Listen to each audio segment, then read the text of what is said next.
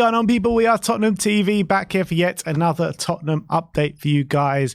And we did bring you the statement from Manor Solomon, the message to the fans yesterday. And we had an update from Tottenham this morning regarding Manor Solomon. And they say we can confirm that Manor Solomon underwent minor surgery in his meniscus on his right knee yesterday.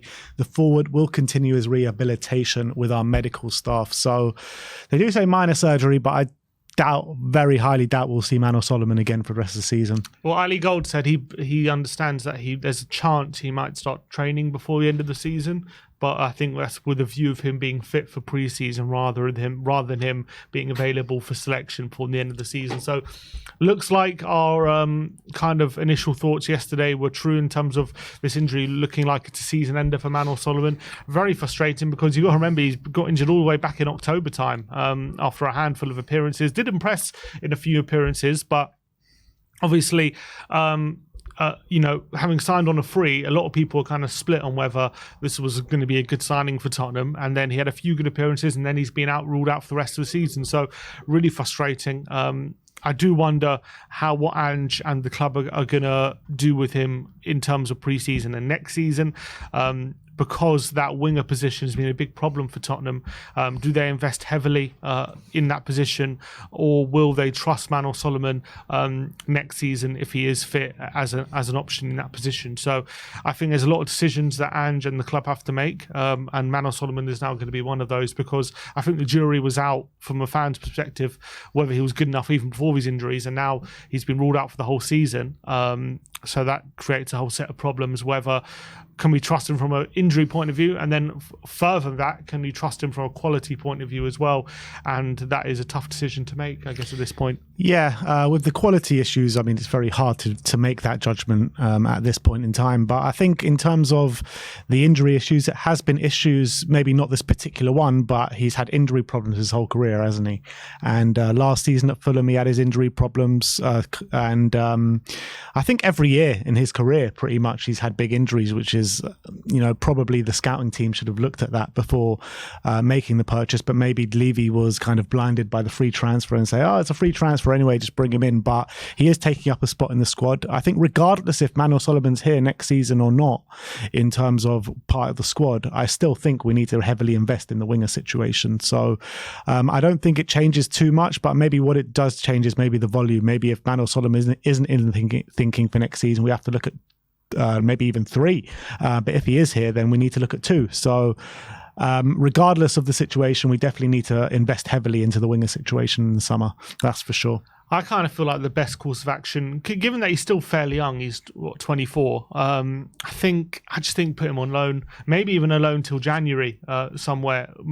Get him to build his fitness up, get regular game time. Because if he stays at Tottenham, even if he is fully fit, is he going to get regular game time? That's also a question. I know he got regular game time at the beginning of the season, but if we are going to invest heavily, that could limit him. So I think a loan spell next season, prove his fitness and also maybe prove his worth at a high level as well. Get him playing consistently and get him playing at a good level consistently. And then you can make a better judgment. I just feel like having him part of the first team next season, it's just a hiding to nothing. I think there's a chance that he won't get a good look in, and then we're going to look to move him on.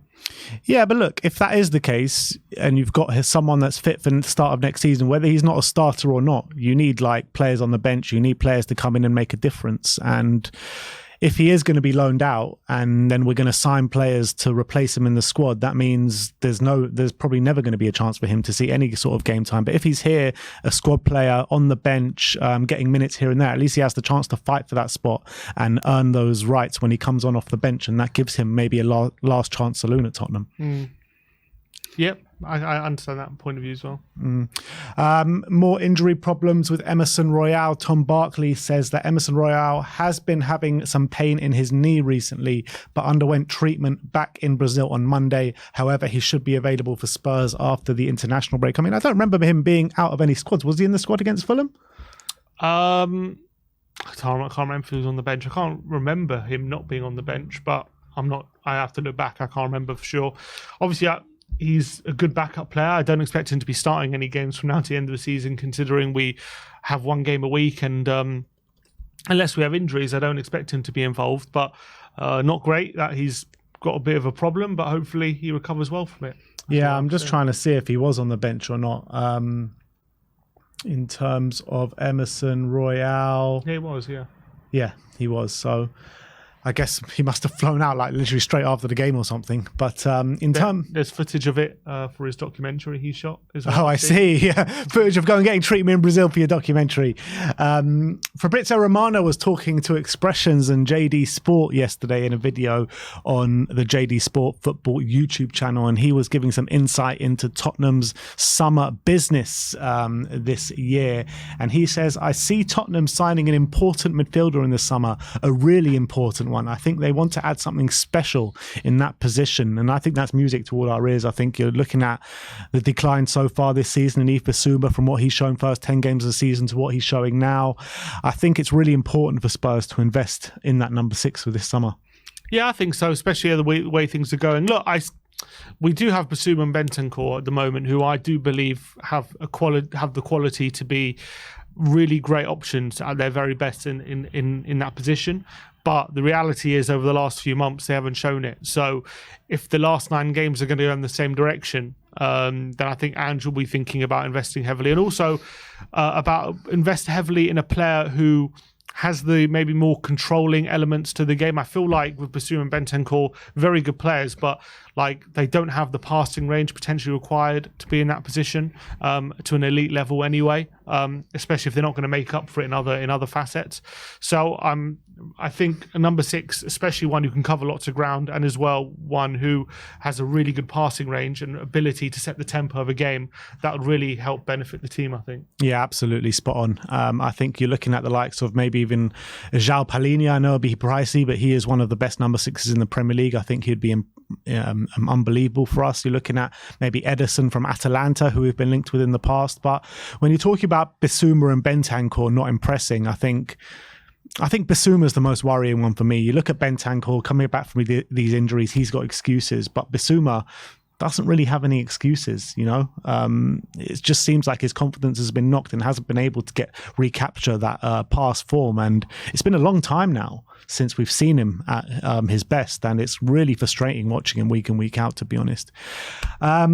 He's also been talking about the priorities for Spurs, and he says, in terms of wingers, that is the priority for Spurs this summer, and we will look to bring in a top winger this summer. That's music to my ears for sure. We know that Spurs are desperate for someone in the wide areas who is a constant threat, is able to take on defenders and cause problems. At the moment, I think our wingers, as much as Ange is trying his best to get the best out of them, and to be fair, you look at all their numbers, like they're all not bad, but I think we can see, as you know, watching the game, watching the 90 minutes, that if we had a winger who was a constant issue for his fullback, rather than a winger who could maybe take on his fullback one in every 5 or 6 times, if we had a winger who could take on his man, 3 or 4 times in every 6 times, then it would be a lot very, very different, and I think it would be much more of a threat. So I think that is the key for next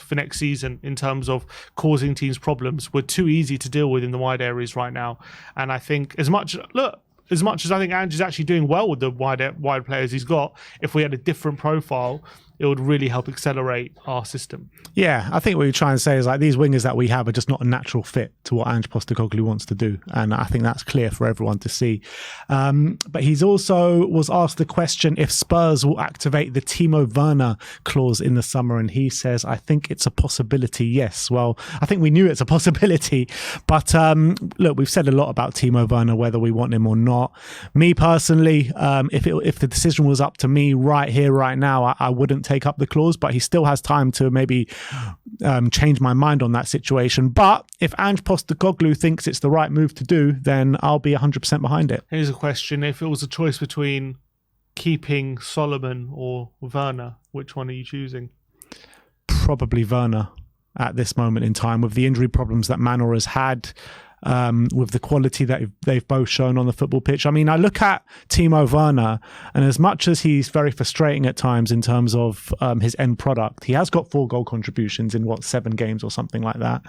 And I think the more and more he gets to get to grips with life at Spurs and the way Ange Postecoglou plays, he is one of those players that, you know, of that thinking that you're talking about. He gets the ball and he attacks his fullback consistently, time and time again. Yes, he can have a bit of work on his end product and his crossing and his finishing ability, but I feel like that is the style of winger that Ange Postecoglou wants. Yeah, I agree. I think I would probably pick Werner, especially with the price tag, if it was a choice between those two. I think Werner's doing a really good job. I still feel like, as a technical winger, he's still lacking in a few facets, but I do think he's done a good job in the short term. You know, ideally, I would like to upgrade on both of those. But if I was picking between Solomon and Werner, I think Werner's shown more to me that he's more adept in the system so far in the short amount of time. Even though Solomon has only had a handful of games, so it's hard to judge him. But I like what Werner's bringing, and so far, so I'd probably pick him. And what I think we can both agree on is it'll be disastrous if we go into next season with them two as our only left wing options. That will be the disaster. Yeah, for sure. Let's talk about Jed Spence now. Finally, a positive update on Jed Spence. He played 90 minutes against Juventus on the weekend and had a really good display. A lot of journalists raving about him. Tuto Mercato Web says, we're hugely impressed, suggesting that Spence was everywhere and his performance was worth remembering. His game was worth remembering. He pushes forward. He's always ready. He sacrifices himself in defence by closing every gap without ever letting a teammate in difficulty. The man was everywhere. Eurosport went and gave him a 7 out of 10, slightly higher than Tuto Mercato Web's 6.5 rating, having suggested that he completely nullified Juventus winger Federico Chiesa. The quote in the article was, Chiesa he put Chiesa in his back pocket, and he made his physical power count in both phases of the game, revealing himself to be one of the best on the pitch. Pianta Genoa says that also went and gave him a 7 out of 10 rating, with Spence earning great reviews across the Italian media. And then the rest of the article says Tottenham may well hope that Spence does enough to impress in Genoa and land a permanent move, or put himself in a shop window to move elsewhere. And I'm looking at this a bit differently to maybe the way they're looking at it. And I think if he can prove himself at Genoa and have a really good end to the season, I think I would prefer him as a backup right back option than Emerson Royale. Yeah, I think I would definitely rather give him a go than Emerson, that's for sure. I don't think Emerson is right for what we want to do. As much as I like him as a person, I also like him as a player. I just think the profile is wrong. There's also question marks about Spence, whether he could do the backup role in the same way as like a Porro's been doing, because we know Spence is more of a wing fullback who likes to get wide. But then again, you could have said the same for Porro before he adjusted to the system. Is Spence the kind of technical player who's quite good at getting the ball into feet, a good technical passer like Pedro Porro is? Maybe he can do the role similar to how Udogie does it, just able to drive up the pitch with his physicality and his ability to dribble. Maybe that's the way he'll play that inverted fullback role. Either way, I think I'd rather roll the dice and give Spence a go rather than be persistent with Emerson, just because Emerson's quite good defensively. I don't think he's quite good enough on the ball to do what we want. So if Jed Spence can prove himself out in Genoa, I'm willing to give him a go if that's what we want, but he's going to have more than just one good game. Yeah, to be honest, it's not just one good game, because in the first few games he played there, he filled in at left back, filled in at right back, and both in an inverted role as well. And apparently he got some good reviews in those games as well. I'm not sure what has happened since then, but since coming back in time, I think he's had a couple of sub appearances. Obviously has impressed because he got that start against Juventus, and that's his best game in the Genoa kind of season so far in his loan spells. So I guess when you're looking at it and you're looking at this loan spell to Genoa as opposed to the one against Leeds, it's a more successful one. Oh, the Leeds was a disaster, let's be honest. So it wouldn't be hard to get better than that. But look, I'm happy he's looks like he's progressing and making a name for himself. Let's just hope he keeps it up. Absolutely. So that is your Tottenham update for today. Let me know in the comment section below your thoughts regarding all the news stories we've talked about today. Like, subscribe and comment. And as always, come on you Spurs.